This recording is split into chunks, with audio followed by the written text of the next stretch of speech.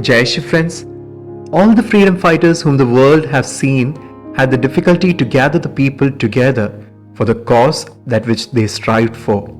There were always people who remained in the safer zone. Though they had to undergo slavery, they were ready to remain there because of the fear of the pain that they had to undergo on their journey to freedom. Gandhiji, in forming freedom movement, had to face those people who were not ready to come out of the comfort zone.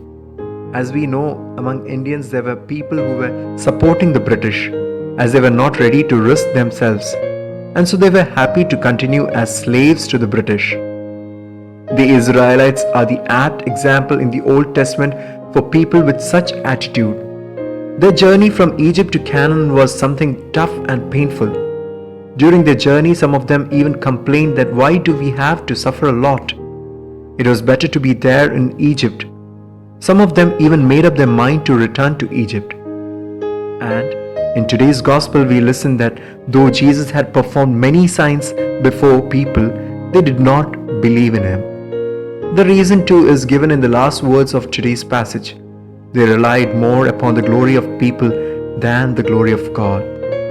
Jews believed in the glory of people than in the glory of God. They believed in the happiness of man's glory. They were not ready to open their hearts to the freedom of God. They remained always in the safer comfort zone, not allowing themselves to take risk, to give themselves to better things.